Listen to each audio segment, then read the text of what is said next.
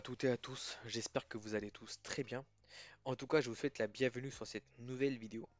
Alors aujourd'hui, on va aborder un autre aspect extrêmement important du trading, c'est le money management. Donc il faut savoir que un trader rentable n'est pas uniquement celui qui maîtrise l'analyse technique, d'accord? Ce n'est pas uniquement celui qui sait lire un graphique, mais c'est également celui qui sait gérer son portefeuille.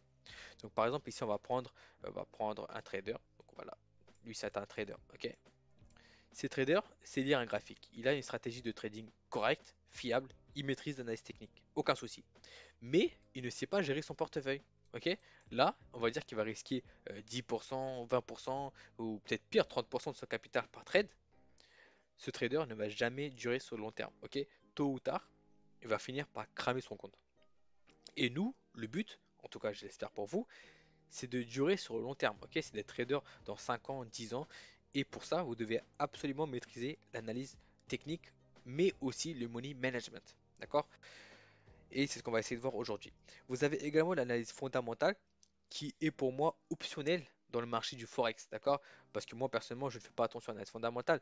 Ce que j'entends par là, c'est de connaître, par exemple, euh, la situation d'un pays lorsque vous tradez le Forex. Ce n'est pas forcément nécessaire. Si vous maîtrisez l'analyse technique et que vous savez gérer votre portefeuille, vous pouvez tout à fait être rentable sur les marchés financiers, en tout cas du Forex, hein, je précise.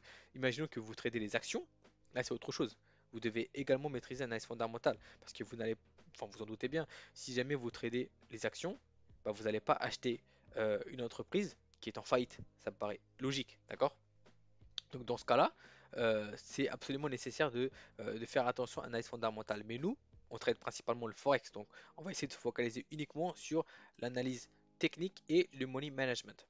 Et c'est ce qu'on va essayer de voir aujourd'hui en détail.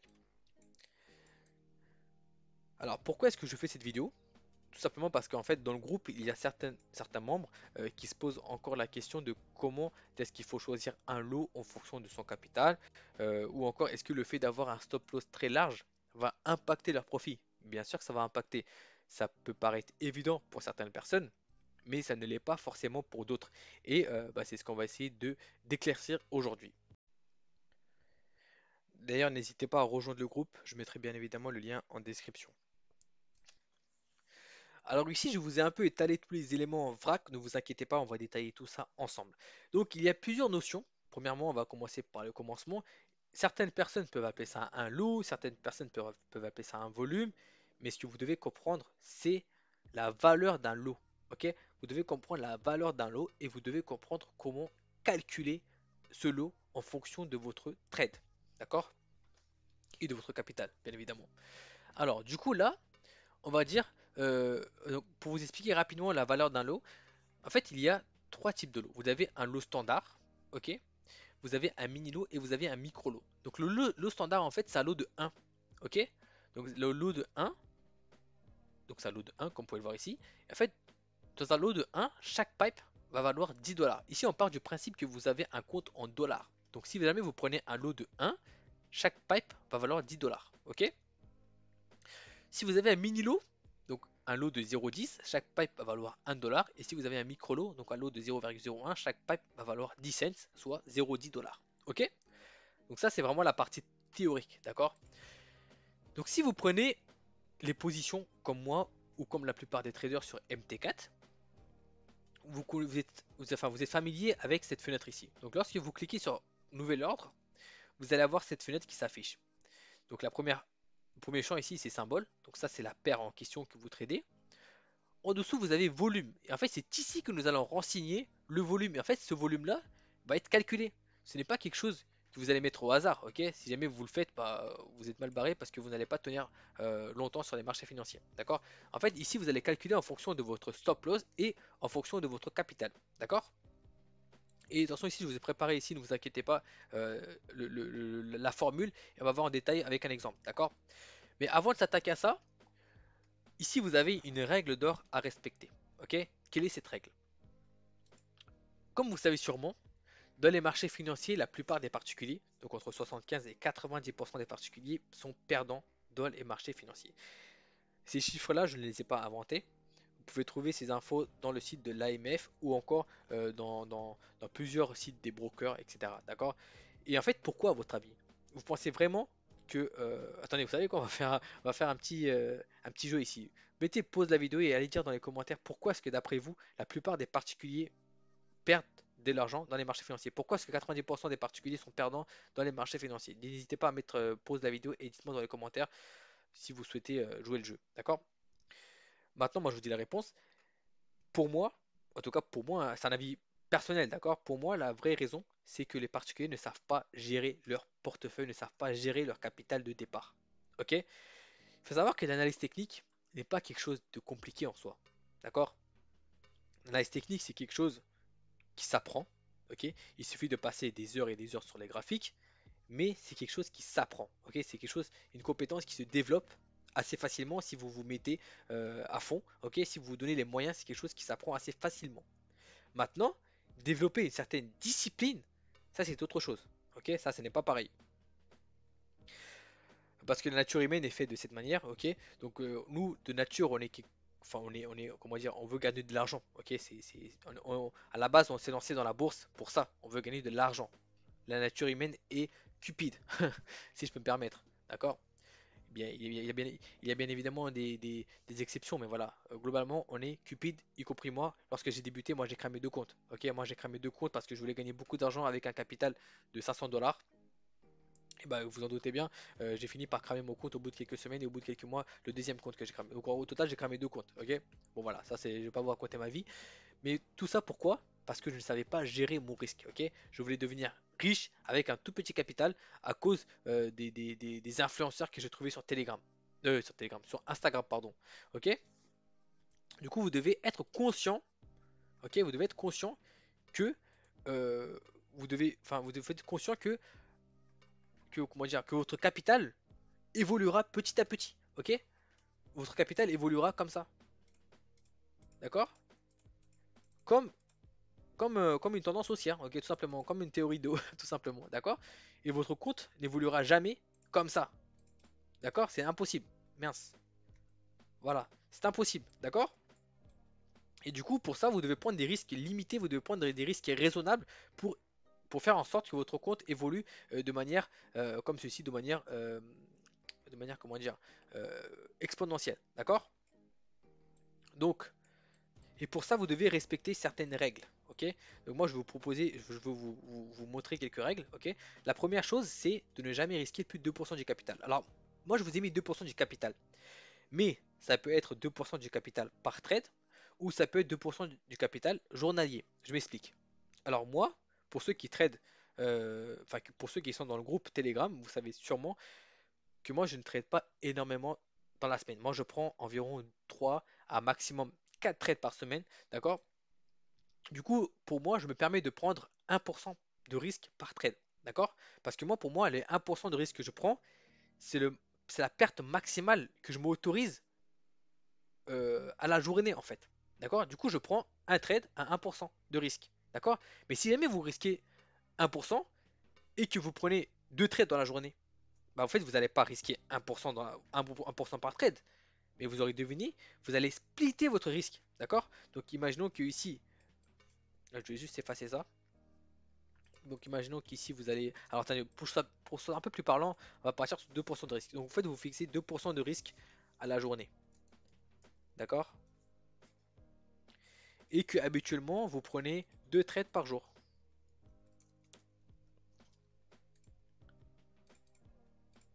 Donc ça, c'est le montant que vous êtes fixé à perdre par jour. Ok? Par contre, vous prenez souvent 2 trades par jour.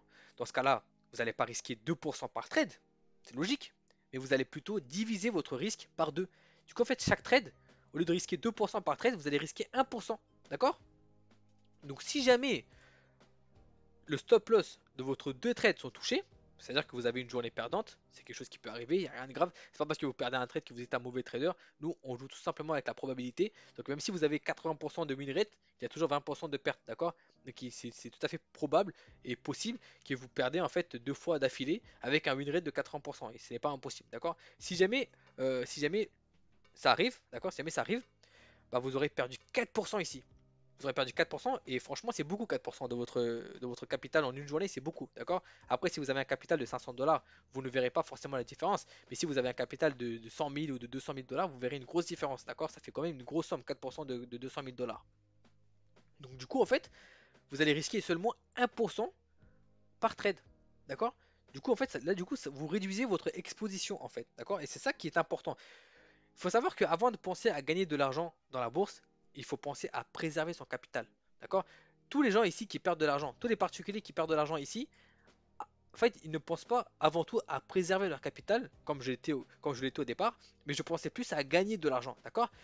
Priorité, première priorité ici, c'est quoi? Préserver votre capital. Ok? Ensuite, on va pouvoir dégager du profit.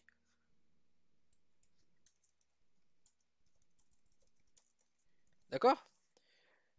Et ça, vous devez tout le temps garder en tête. Et en fait, pour que vous, enfin, comment dire, l'élément qui va vous faire garder ça tout le temps en tête, c'est d'avoir un money management fixe et strict. D'accord? Et du coup, bah, fixez-vous ce genre d'objectif. Donc, si jamais vous prenez 2 trades par jour, bah, définissez votre perte maximale autorisée à la journée et définissez votre risque par trade. D'accord? Et le fait de procéder de cette manière, vous allez voir que vous allez être beaucoup moins stressé parce que vous allez risquer beaucoup moins et bah, ici par exemple, le fait de perdre 5 euros à la journée ne va pas vous empêcher de dormir. D'accord? Et c'est ça le réel avantage du money management. Ça va également jouer sur votre psychologie et vous allez être plus performant sur le long terme. D'accord? Donc maintenant, on va s'intéresser au calcul. Alors, quelle est la formule standard? Formule standard, c'est tout simplement celle-ci. Donc, le lot se calcule de la manière suivante. Vous allez définir votre montant, donc votre montant que vous souhaitez risquer sur ce trade, d'accord? Et vous allez également définir votre stop loss, d'accord? Donc si vous avez un stop loss de 10 pipes, votre lot ne sera pas forcément pas le même si vous avez un stop loss de 20 pipes, d'accord? Donc ici, vous allez définir votre stop loss et vous allez diviser le tout par 10 pour déterminer votre lot, d'accord? Donc ici, je vous ai mis un exemple pour que vous compreniez mieux. Donc on va partir du principe que nous avons un capital de départ de 500 dollars, d'accord? C'est le capital de la plupart des débutants, ok? Donc du coup, on va risquer on va risquer 1% de notre capital qui est de 500 dollars, ce qui fait 5 dollars. Ok? Donc si vous tradez par exemple, si vous prenez par exemple un trade par jour, ok? Un trade par jour, ce qui peut largement être suffisant pour être rentable, d'accord? Et que vous souhaitez risquer 1% de votre capital dans cette journée-là, ok? Bah, vous allez faire 5 dollars divisé par 10 pipes. Pourquoi 10 pipes? Parce qu'ici, vous avez ici par exemple, vous avez une position à 10 pipes de stop loss. D'accord? En fait, du coup, vous allez diviser par 10. Tout simplement, si vous avez eu un stop loss de 20 pipes ou 17 pipes par exemple ici, vous allez diviser par 17. D'accord?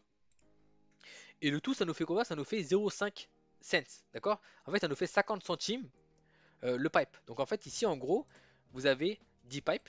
Ok? Vous avez 1, 2, 3, 4, 5, 6, 10 pipes. Là, excusez-moi les gars, j'essaie vraiment de vous détailler au maximum. Ok? Si certains connaissent déjà cet aspect-là, bah, passez la vidéo, d'accord? Là, c'est vraiment pour les débutants, d'accord? Donc ici, vous avez 50 cents. En fait, chaque pipe va valoir 50 centimes, ok? Du coup, si jamais votre stop loss est touché, vous aurez eu 10 fois 50 cents, ça nous fait 5 dollars, ok? Ça nous fait 5 dollars. Donc vous aurez perdu au maximum 5 dollars sur ce trade, ok? Donc ça nous fait 50 cents, on va diviser ça par 10, ça nous fait un lot de 0,05. Donc lorsque vous allez prendre une position sur MT4, bah, vous allez prendre ici, vous allez mettre ici tout simplement, je sais pas si je peux le faire, 0,05. Euh, voilà, attendez, tac, mince, j'arrive pas. Voilà, vous allez prendre un lot de 0,05 ici, ok?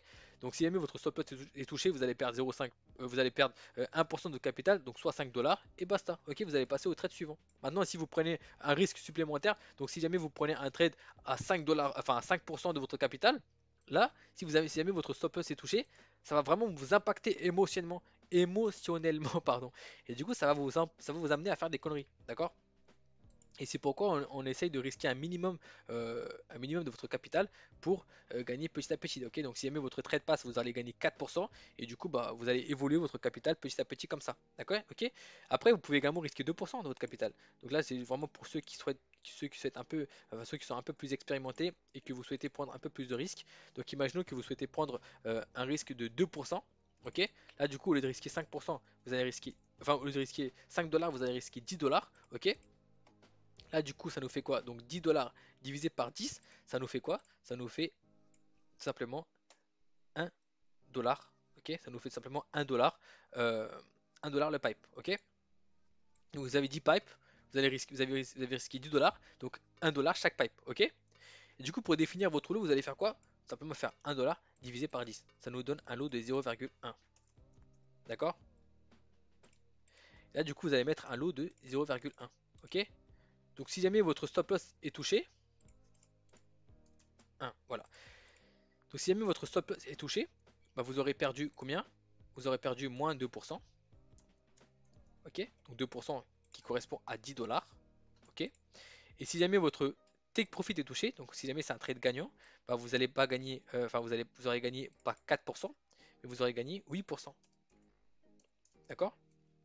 Ok, 8% c'est énorme, c'est excellent. Ok, avec un risque reward de 1 pour 4, c'est excellent, 8%. Mais il faut quand même savoir, il faut quand même être courant, il faut quand même avoir conscience que vous allez risquer 2% ici. D'accord? Vous avez pu risquer 1%, mais vous allez risquer 2%. Donc voilà. Donc tout ça pour vous dire qu'il faut tout le temps garder en tête ces notions de risque. Ok?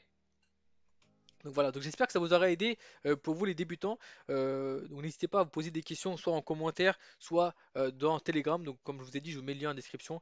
En tout cas, moi je vous dis à très bientôt dans une nouvelle vidéo. Ciao, ciao.